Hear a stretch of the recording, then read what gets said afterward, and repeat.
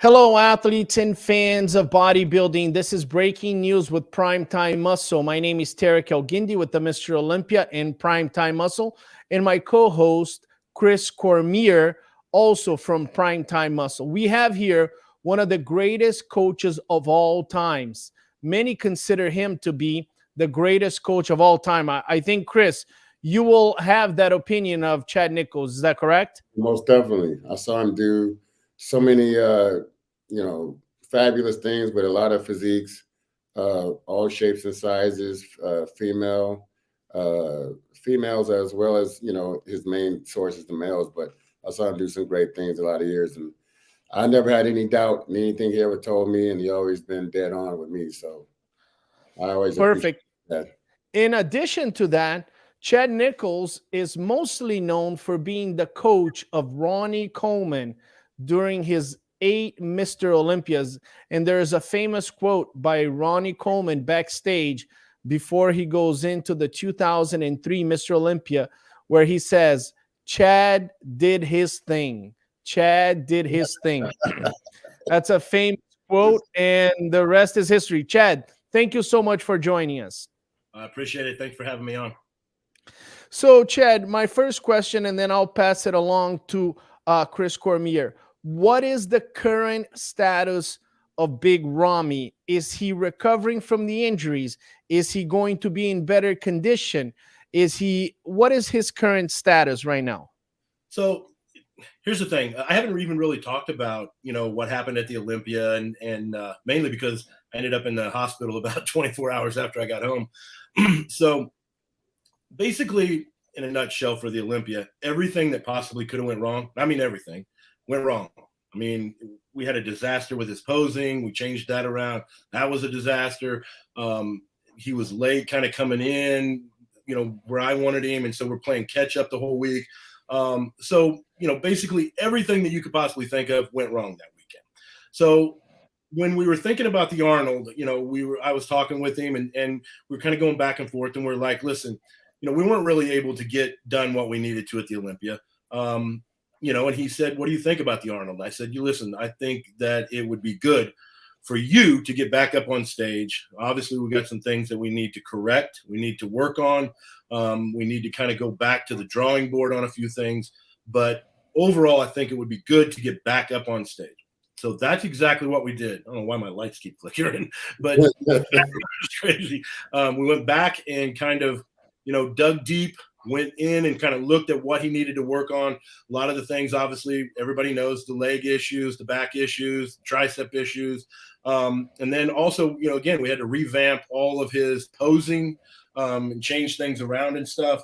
And it was kind of, one of those things where it kind of regenerated a little bit of, I don't know, excitement for both of us. I think that he was very hungry. He felt, very, kind of disappointed in, obviously the outcome and how he performed at the Olympia.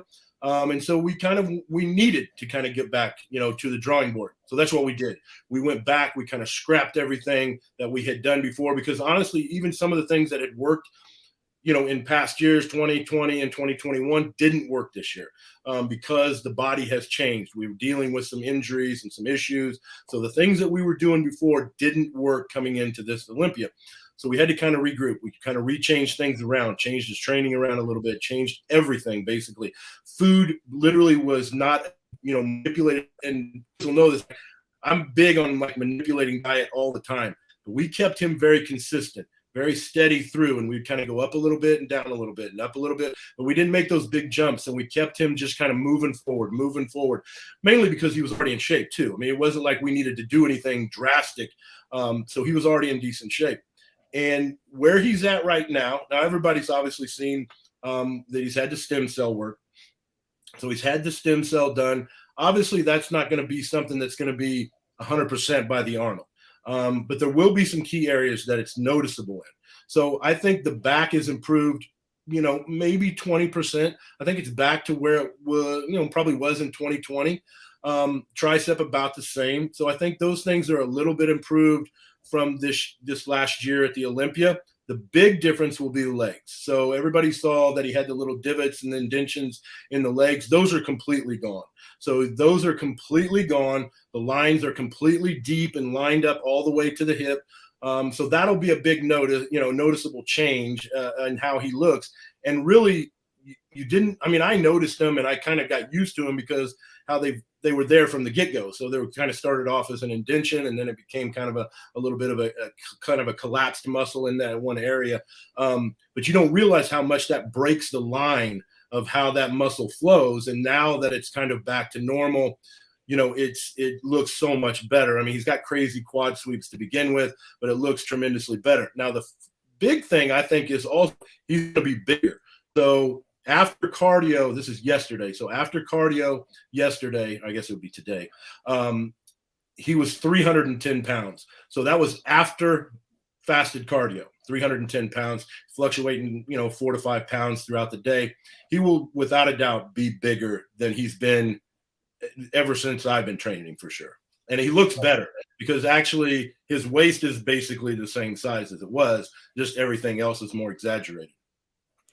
Chad, I was going to ask you, what was going on with the posing, like at the limb? Because I noticed when he was hitting his shots, he seemed like he wasn't 100%. Yeah, I mean, on his poses. Yeah, I mean, Dennis kind of changed the posing around. It was done to kind of hide some of the things that he was dealing with and kind of make that back look a little thicker and stuff. And you notice he had like a big kind of arch in his back. And because of that, he really struggled opening up things. And you know how it is. I mean, when you've posed a certain way your entire career, you switch things around, even though like when you're looking at yourself in a mirror, you can kind of hit it.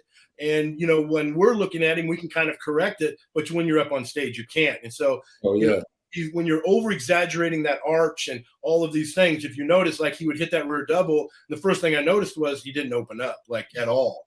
And it was just those kind of things, I mean, he just kind of struggled with that. And again, it was kind of done, thinking like we were going to be able to hide some things. I mean, I'm sure that's what they were thinking, but in the end, it just was catastrophic disaster.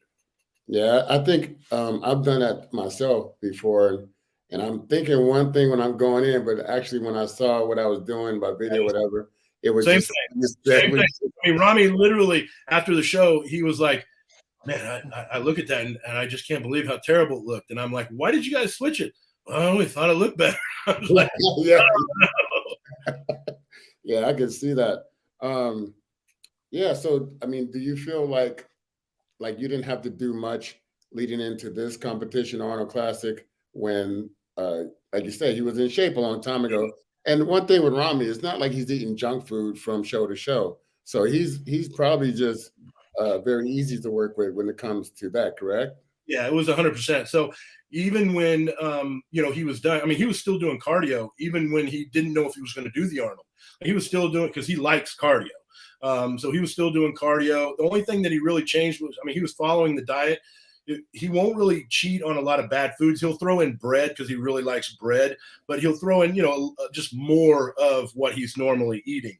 And so he was in really good shape. I mean, we came down, maybe 20 pounds, and that was about it. I mean, it was, and on his frame, that's not really a lot. And so we've kind of, and we've been there, we've probably lost 3 to 5 pounds over the last 2 to 3 weeks. So we've been there for a while. So Chad, it's so nice to hear from you because there's so much speculation on the internet, and Chris and we spoke about it, and it's actually, Chris, a combination. I thought to myself, Big Ramy is injured, and then Chris said, Tarek, I think his posing is a strategy to hide his injury. Now, when you say that everything went wrong at the Olympia, meaning he went in late, he had some injuries, and he was probably self-conscious going on stage, trying to hide. Do you think that also impacted his cortisol level? He's 100%. Holding a little bit of water. 100%. So here's kind of one of the things. So like Chris will know that, like, I like people to be there like a week early. So like when I was working with Chris and stuff, like, I mean, they were there Saturday, Sunday before the show, mainly because you get there, you still got to run around and get your food and get settled in and all of this kind of stuff. Just, you got to kind of, you know, you're out of your element. So you're trying to get kind of in sync, you know, and all laid out. They didn't get there until Tuesday evening. And so we're trying to run around and get everything done. He's training at 1 o'clock in the morning. He's trying to rest, but now we're getting ready to go into the week. So we have the, you know, the athletes meeting and we have all this kind of stuff. We're still training late. We're, you know, so we were all over the place. What ends up happening, one of the worst, you know, kind of problems that we had was, and Chris will be able to testify to this, when Ramy starts getting stressed out, like it just kind of is like he kind of just kind of goes off, and you know, it just kind of everything kind of goes off. Yes. And so what ended up happening was he hadn't went to the bathroom since Monday before the show. And so we now start fighting this. And so we keep thinking like, you know, okay, everything's going to go. And we're taking things to make sure that he can go to the bathroom. And we're banking on the fact that he's going to go to the bathroom. And he doesn't end up going to the bathroom until 2 hours before prejudging, which ended up becoming a disaster for us, because on Thursday night, we now are in a situation that what do we do? Now we still have to dry him out. We're at this point backing off of food because we don't want to run into a situation where everything is backed up in his stomach and we're starting to be able to tell a little bit of bloating through the stomach. So now I have to start backing off of food a little bit. We still got to figure out how to get rid of water, because at this point we're not doing anything because we think it's going to amplify the situation with, you know, not being able to go to the bathroom.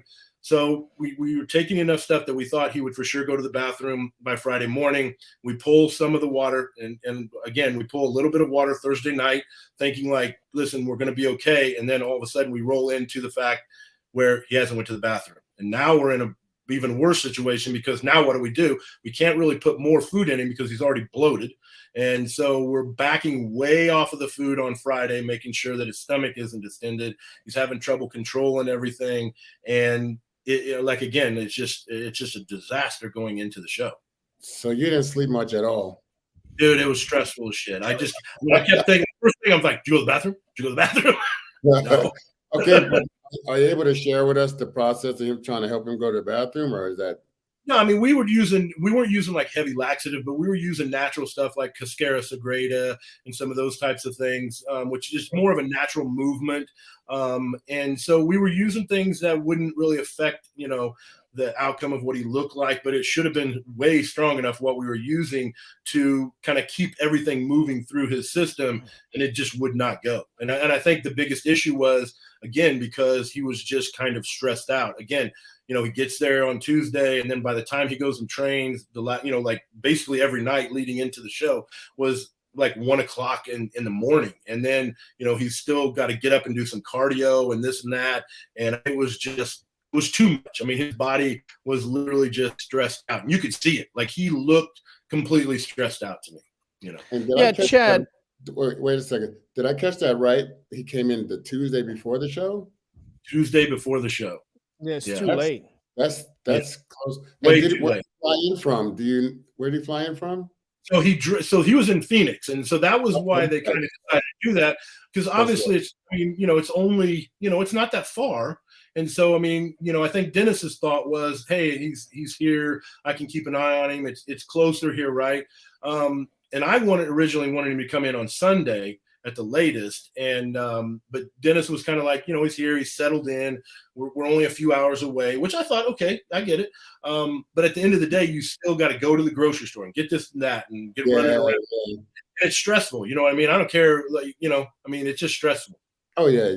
Once you settle in at the hotel, yeah, or wherever you stay, Airbnb or wherever you're staying, that's when you feel like, okay, I'm settled. Yeah. That's why I like everybody in early so they can just kind of chill, get all their food, get everything laid back, and then just go for the week, you know? Yeah, I agree. I think it's crucial. The sooner they get there, you know, Las Vegas has a certain weather, you know, you get acquainted with the environment, and then you get acquainted with where you're going to put your food. So if he had gotten a little bit early, I saw guys there the previous week. Some guys, they came in the Friday, 1 week before prejudging, they are already there. Some guys rented homes because they didn't want to stay in hotels. They wanted to stay isolated. Now, Chad, I want to go back to the mental. You've worked with Ronnie Coleman. Ronnie Coleman, 2002, he loses to Gunter in New Orleans, and then he comes back in 2003 and shocks the world. Do you see any similarities on the state of mind of Big Ramy? Because you're mentioning that he feels like he needs to prove something. Do you feel like he is on that same intensity as Ronnie was in 2003? Kind of. I mean, it's hard because Ronnie was so driven. I mean, it was just like Ronnie was a different human being, and I think, honestly, in my opinion, one of the main things that led us to be able to see him in '03 was the fact that he lost to Gunther, and I think that just burned him, internally, to the point where he just never stopped. I mean, he would normally take a long break after the show. He went right back to work, and it was one of those things. So I think, in a sense, Ramy has that same mindset where he wants to get right back in it. He wants to go. What he's dealing with is a little bit different. So it's a little different of a mindset, I think, because he realizes that his final outcome of what's going to be is based off of what these stem cells are going to do over the next 6 to 8 months. So it's not like he can rush to get that, I guess, redemption in the mind where he wants to. So I think he's confident where he's at right now coming into the Arnold. I think he's 100% confident that he can show up and do damage, and show the world that he's still a definite threat at the Olympia title. And then I think we're going to see him progress over the next 6 months, which will take us back. Now, will he be back to where, let's say, he was at the beginning of his career? No, because he's older now. But I think that we will see potentially a better Ramy than we saw in 2020 if everything goes the path that it's going right now this year at the Olympia. Wow. I'm passionate about the fact that you're saying that we are going to see some clear difference on the stem cell work on his quads, correct? The quads are, yeah. I mean, you won't even be able to tell. Like, I can guarantee you that. Like, when you look at it, there's on the left side, you can see there's like a little bit of a darkness point in the line of the separation. A little bit, like you can see, like if you didn't know what you were looking for, you would have no idea. But there's a tiny little bit of like just discoloration to the skin right there. So you can kind of see where it was, but the line is perfect. And then the other side, nothing. You can't even tell there was anything wrong with it. And to me, the biggest issue was I had the opportunity to actually be on the right side of the judging panel. And for some reason, when he came to do his mandatories, he was a little bit in front of the right side. And when he came in walking, he looked very impressive. And then he started posing. And the first thing we noticed was, there was possibly some water retention in the midsection. But the most shocking thing was when he turned from the back and he hit that back double biceps. And, he didn't open his back, and now we find out that it was a combination of injury plus a strategy. So at the Arnold Classic, obviously that strategy is being scratched. Regardless if he's 100% or not, he's going to open that back double biceps, correct? 100%. So you will see him pose like he normally did before. And actually, we kind of tweaked it a little bit, and it actually looks more improved because it opens up even more, a little bit more straight up and down. So he's not like arching at all, really. It's a much prettier look to the flow of the back double. And like when you said, like when he hit those shots, when he hit it, at the Olympia, he really arched his back really hard. So the lower back really arched bad. And then he basically was coming downward with his elbows. So then when he kind of came back up, it was impossible really to open it up. So it basically sucked the lat way up underneath, the rear, in the rear shot. And basically, clavicles the shoulder blades are never, doesn't open up all the way. And it was, just a bad shot for him in that pose, really. Yeah. You feel like the lat spread and everything is going to be improved? tremendously better. I mean, what you're going to see is you're going to see a little bit more fullness, especially to the outer part of the lower lat, just a little bit more fullness, and then the thickness through it is much more improved. Like I said, it'll take 6 months for that whole thing to attach low. You'll see it much more fullness through the long head, basically, of the tricep, and the back much thicker. So you'll see all of that, improved. I would say 20% improved. The legs, though, are finished. Like, I don't know how much better they could get, but they are completely, separated all the way up, no indentions, no holes, completely like normal. Like, I mean, you couldn't tell there was any kind of an injury whatsoever. I mean, his quads can feather. I've seen him fully feathered. I mean, if he can bring that to that stage, I mean, I could see him regaining all the accolades and all the cachet, that he had going before. But he's a very spectacular bodybuilder as far as, I mean, he's shocking to the eye. I see him. It's funny because, like, right now, his balance looks much better than it did before. So nothing is really overpowering because his upper body is very big too. Waist is not the same size, so it's not really. I'm not going to say it's smaller. It's the same size, but it looks a little bit smaller because everything else is a little bit bigger. So he looks a lot more imbalanced, like balance from top to bottom. He looks so much better, I think. And, with the lines deeper in the front of the quad and all of that kind of stuff. Obviously, his side shots are ridiculous, but, all of those things are spot on. At the Olympia, again, like, none of that popped. Like, he hit his shots. He was, watery. He was flat. Especially like, through the midsection, like you would see him, he would have to really like crunch down on those abs to even get him to pop out. And, like they would just kind of wash out in a lot of his shots, especially as he transitioned, because he was flat and just, a little bit watery. This year, like at the Arnold, you'll note like his abs are deep, thick. They stand out basically from every movement, every shot, very, very thick. Even from you can see him block this thick. Chad, I just want to do a final question about Big Ramy, and then we're going to transition to William Bonac. Knowing what in bodybuilding, you have trained Ronnie Coleman, you have seen guys in the end of their careers get injured. It happens. It happened to Dorian Yates. It happened to Jay Cutler, Ronnie Coleman, Phil Heath. The great champions, I think with the exception of Lee Haney, most Mr. Olympias, they ended their career because of injury. Seeing stem cell work done on Big Ramy, do you consider this to be a revolutionary practice that can extend the lifespan of a bodybuilder on stage? 100%. I think that once I started seeing, because I was skeptical, I got to be honest, I was skeptical. I thought that it was just, what was done, and I didn't, know if it was going to be able to be reversed.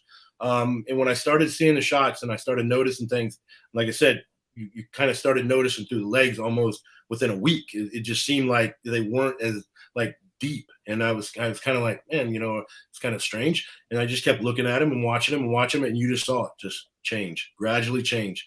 And again, it was much more noticeable because it was a smaller area. I mean, we're talking like, quarter size area versus the whole lat.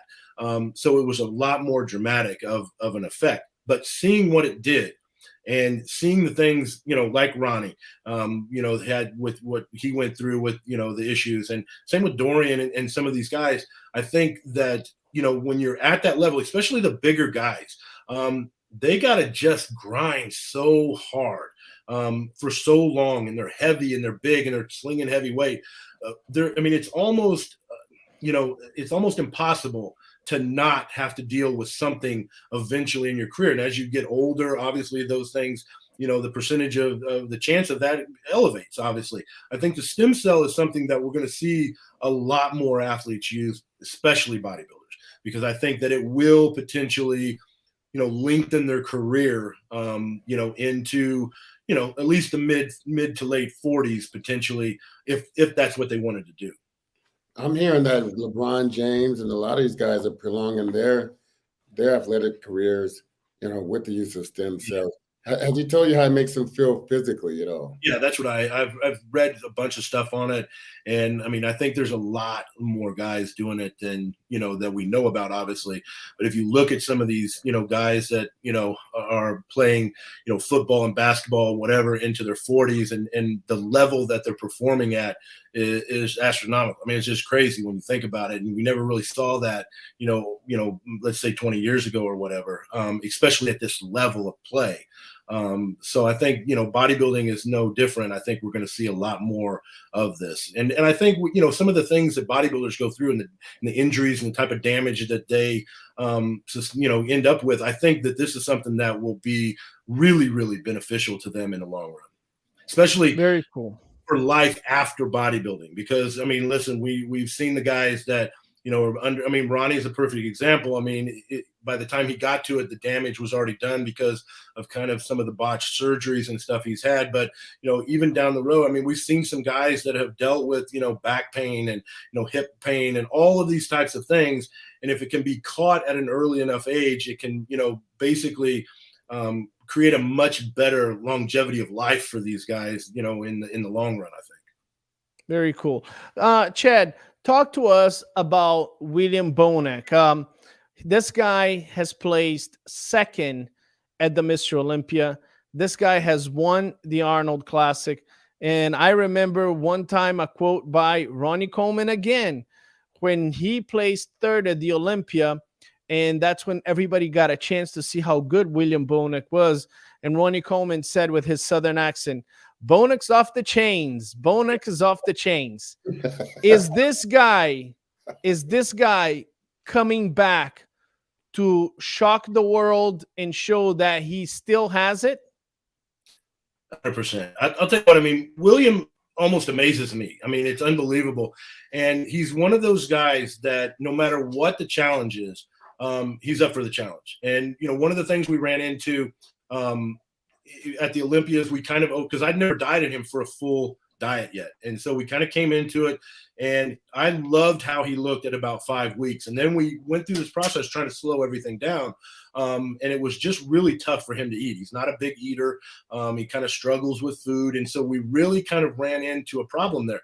What we had to do for this one was we had to kind of make some adjustments, make some changes, be able to increase that appetite a little bit. And so that was one of the big keys that coming into this. And William, when he's big and that muscle pops when he hits that, those shots, some of those back shots are crazy. That most muscular shot is crazy. I mean, he's got some of the most dense muscle you will ever see on anyone. I don't care how big they are. And so I think that that's the key with William, because he's not the widest guy in the world. So he has to have that thickness, that pop to the muscle where he looks, brutal on stage. And that's the game plan coming into this, to keep him big. Everybody's like, well, you're going to deplete him and carb load him. No, we're not going to, we don't have to mess with that, because we're not ever going to deplete him for this. We're just going to cruise him straight through, keep his food up as high as we possibly can. Every day I'm like, keep eating, don't stop eating, because I'm afraid that if we run into something, and he has trouble eating again. But right now he looks unbelievable. I think that he's very motivated, because he realizes that, he's at the in part of his career. He wants to really kind of go out. He doesn't want to be one of those guys that just kind of fades away. He wants to stay in the mix, and he realizes that, he's in a good position to push things for a couple more years and really kind of benefit from that, and then go out on his own terms. Chad, you as you said, he's not, the widest physique, compact, but also it's his torso, the stomach area is shorter. Yes. Does that play a role in how much food you can put in his diet, or does that make any difference to you? Because you dealt with people with longer waistlines and things like that. So it's one of those things where, we have to make sure all of his stuff is on point, because, that was one of the things we kind of run into. I mean, we got to make sure his gut health and everything is perfect, so that food and everything is cycling through his system perfectly. Because like you said, he's got a little bit of a shorter midsection. So if everything starts to back up a little bit, it doesn't take very much for his stomach to kind of bloat out a little bit and then be a little bit trickier to, to control. And when you're dealing with somebody like him, like he can fluctuate so quickly. So, I mean, all it takes is, miss a little bit here, miss a little bit there, and he kind of flattens out a little bit, loses that pop. But when he's got that pop, he looks as good as anybody. He can battle with anybody, because he has as much muscle on his frame as anybody in the show. And so that's the key with this, just kind of keeping things very steady, keeping things on point. Food right now, his appetite is through the roof. So we're just, we're happy with where we're at right now. I mean, I think that, both of my guys are in really good positions. They're both really, I think confident about where they're at, at this point of the stage of the game. And I think that, they're just, it's a good thing because you can just kind of cruise in. We're not making adjustments. We're not having to do this and having to do that. Everything is laid out. The game plan is, put in motion, and we're just ready to get to Columbus. Can you tell us a little bit about his mindset, William's mindset going into the show and coming off, a disappointing placing at the Olympia, and his mindset going into to the Arnold Classic? He was 100% honest. He said, "Listen, man, I want to push in Arnold as hard as I can. We need to make some money." That was it. And I'm like, absolutely, man, absolutely. We got to keep mama happy. And so we're pushing in, and we're going to, put it together. We're going to make sure, like I said, he was 243 pounds, last night. And, a lot of people be like, oh, he's only 240, but on his frame, 240 is a ton of muscle. A ton of muscle. So he's got that look, and especially from the back. That's one of the first things that goes is like if he flattens out a little bit, that back doesn't pop. But when he's, on the money, he's big and full like that. He hits that rear lat spread, and then erectors just jump out at you. Everything looks, like full and round. Especially through the chest and arms, just crazy looking. So, I'm happy with where he's at right now for sure. And his mindset is so like driven. Like, you tell me to do it, I'll do it. Just, you just lay it out, whatever it is. And that's the way it's been. I'll send him the game plan, and he's like, I got no questions. I'm good to go. And it's been that way literally straight through to this point. And Chad, I've seen you do some remarkable things in like the blink of an eye. I've seen you do it with me. I remember going to bed and I was full as a tick, and I was like, man, I don't know about this. I don't know. He was like, just relax. You're fine, And then I woke up like ready to go to battle and was super happy with my look. I seen you do the same thing with Flex when 1998 Olympia, when that Tuesday, Wednesday, he was looking like he wasn't going to make the top 10. Yeah. And you brought him in to be, the runner-up to extraordinary Ronnie Coleman. Do you see? So I've seen William's last shots that you have posted. The back, and he just looked like day and night from the Olympia. Olympia, yeah. Honestly, I feel, again, like an athlete is no different than, like me, because like when everything isn't going right, I'm like, fuck, you're basically mind's running 1,000, mile an hour, and you're trying to fix everything, and you start to overthink shit, and then it's not working, and you're, basically trying to correct everything. The athlete's stressed out, you're stressed out. Everything just doesn't work great. When everything is in sync and everything is perfect, the athlete is calm, you're calm, everything's just boom, boom, clicking away perfect. That's a nice place to be in. And that's where we were not there for the Olympia. Either one of us, like I said, William, we were there at about 5 weeks, and then everything just kind of went down because we kind of ended up over dieting. To be honest, that's really what we did. And then we had, we kind of struggled with the food. And obviously everything went wrong with Ramy, but where we're at right now, everything is much calmer. Both the guys are super calm. They're both very confident. They both like the way they look. This was one of the first times, honestly, since I've been training Ramy, that he literally told me, Chad, I feel like a bodybuilder. I love the way I look right now. Like, I've never felt this way in my life. This is the way I want to look. That's the first time he's ever told me that since I've been working with him. And that's a good, that's like when he's in that position, and the same with William, and it doesn't really matter when any athlete's in that position. That's a good position to be in, because you realize they're not going to be stressed out. We're not going to be dealing with stress and inflammation and cortisol levels and all this kind of stuff that could just throw a monkey wrench into the game plan. They're settled down, they're relaxed, and they're just cruising through with the process. Chad, before we finish this live, we're celebrating on Primetime Muscle. We did a segment. We're celebrating 20 years of what you did with Ronnie Coleman in 2003, which was, the most shocking moment in bodybuilding. Many people believe that will never be duplicated. And you're talking about sometimes things go perfectly well, sometimes things don't go well. Talk to us about 2003, going into that Mr. Olympia. Were you aware that what was happening, that your work with Ronnie Coleman in 2003, 1 week before, 2 days before, that you guys were going to shock the world? Yeah, I knew 100%. I knew it about 3 weeks out when I had saw the pictures and where he was starting to progress. I got these pictures, and I remember talking to Kim, and I remember literally, like, we were looking at these and just in shock.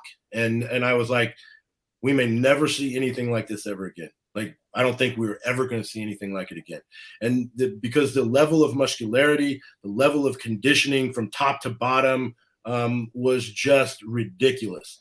And I remember, like, guys coming up to me, what's Ronnie look like? And I didn't say much of anything. I'm just like, game over. It's over. Like, literally over. And, I think everybody knew it the minute he walked out on stage, but I knew going in. And I remember being backstage, and Jay Cutler we didn't strip him down for a while. And Jay Cutler was kind of over to the side. And I think he might've been talking to Dave Borlée maybe. And he was kind of sitting over there, and Ronnie stripped down, and you just saw Jay be like, what the fuck is that? And you're just like, you knew it was over. Like, you knew Jay knew it was over. So yeah, but we all knew how pissed he was to lose. And, being the current Mr. Olympia, I think he was training really pissed off the whole time. And that had a lot to do 100% mindset going into that competition. Yeah. Was you talking to him about that? About how did he tell him how he felt? Right from the get-go, he said, man, listen, they think they're going to take this from me. Man, they done created a monster. He's like, they just created a monster over here. He's like, peanut. Yeah, there ain't no way they're taking this from me. You think they're going to take this from me? No way are they taking this from me. That was it. That was his mindset through the whole thing. I mean, he went into the gym just to basically, kill the weight every time he went in there. And I remember, like, every time I would see pics of him, and it was just like, holy shit, I'm like, and he just kept getting harder and harder. And he didn't lose really much weight. He just kept getting bigger and harder, bigger and harder. And I mean, it was just insane, How much did he weigh back then? Do you remember? 287. That's what he weighed on stage, 287. Shit. Yep. It was the most shocking moment. You have Will Chamberlain scoring 100 points.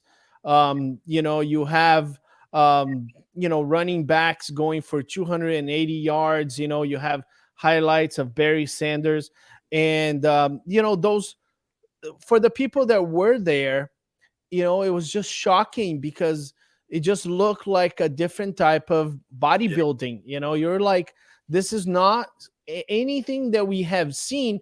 And you could see the other competitors, they were just as shocked as the audience.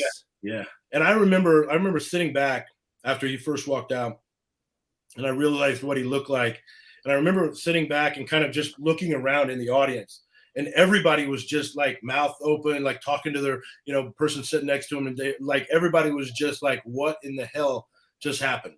And I think it was, like I said, I mean, a lot of people have said this, like, I don't know if we'll ever see anything like that ever again. I mean, just his combination of conditioning and size and just everything was so, and the way he trained and the passion that he had to be Mr. Olympia.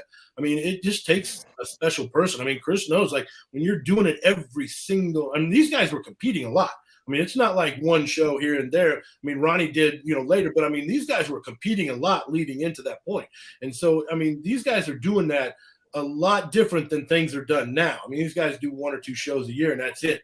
And, now, I mean, back then, I mean, there was nothing for these guys to do 5, 6, 7 shows a year. And I mean, to do that their whole career damn near. Yeah, I was averaging 10, Yeah. multiple years in a row. But even that same year, 2003, Ronnie did shows in Europe. He did the one in Amsterdam. He did, a lot of Tours. shows. Yeah, a lot of tours. Went to New Orleans, and then he dropped the hammer for the Olympia. Yeah. And I Well, mean, it was incredible moment in bodybuilding, and Chad, I have to commend you for it, because on the words of Ronnie Coleman, he said himself backstage, Chad did his thing. yeah, I'll tell you, I mean, it's for a nutritionist. When you see something like that, and I mean, obviously, Ronnie was a special human being, special person, a special athlete. And I mean, when somebody's said, "How do you beat him?" I go, "Well, it's going to be pretty tough to do, because you have to out train him, you have to out diet him, you have to outthink him, you have to outdo him on every aspect that you can think of." And I go, it's virtually impossible. Like, you're talking about a genetic superior athlete with potentially one of the greatest work ethics ever. Oh, And yeah. it's just a hard combo to beat. And you still see it. Yeah. I mean, Easy what he does going around the world like that. I mean, if you look at today's era, and we got a bunch of great athletes in this era, but I think if you ask any of them who the greatest is, they're gonna immediately, it's not even gonna be a hesitation. It's gonna be Ronnie. I mean, But when you turn around to the back and you got all the things going on through the glutes all the way down the legs, you got the across the back, the fully strided lats across the back, pulling back into the Christmas tree, and then open it up to the lat spread and that back double and all that stuff. That's everything from top to bottom, though, was like that. I mean, glutes are all tied in to the lower back's all tied into the lower lats, everything through the erectors. Like, I mean, it's just craziness, And I mean, I remember the first time, like when he won in '98. I remember, talking with him, and I was so used to flexing everybody, like cheating on their diet, and so I'm like, listen, just for me, like, how many times you think you cheated on your diet? I go, not that it matters. Now you won. And he looked at me like I was an idiot, and he's like, it never even crossed my mind. And I was like, oh shit, these guys are in big trouble. These guys are in big trouble. Oh, He didn't veer from the diet, like he didn't veer. 8 years of pain, right, Chris? Well, he didn't complain when he was, 16, 15. That was before Chad came along. But as soon as Chad got his hands on him, it was a wrap. It was just like, I was like, damn. Because I was beating Ronnie many years. I beat Ronnie. He beat me once at the Nationals in '91, but after '97, 99 though. 99, I thought 99 was a really good battle. I mean, he was great in 99, but I think you and Flex were both, really good that year. I mean, you could have got Flex. I had a couple shots that I got out of that crew, but I thought my last spread. I think that's the best, maybe top 3 ever. I thought my last spread was hanging with Ronnie pretty good, but that might be the best. Back, it just leaves. Yeah, I think so too, man. I think so too. Yeah, well, those, we often say the 90s, and we look back at those, we look at the magazines, and, it was a tremendous time. And, Chad Nicholls became a mythological figure. I travel all over the world, and people go, do you think I have a chance to train with Chad? And I'm like, I don't know. I mean, the guy trained Ronnie Coleman, it's like, I think you have to win like maybe 5 pro shows to get in some type of evidence. And then, but Chad Nicholls became a mythological figure in bodybuilding after the work he's done with Chris, with Ronnie Coleman. But it's exciting times. Chad, I want to thank you so much. We want to hear from the source, and you are one of the greatest coaches of all times. And we are so honored to have you here. I want to thank my co-host, Chris Cormier, and the mythological figure, Chad Nicholls. My name is Tarek El-Gindi with Primetime Muscle, and we'll see you next edition on Breaking News with Primetime Muscle. Thank you. Thanks a lot.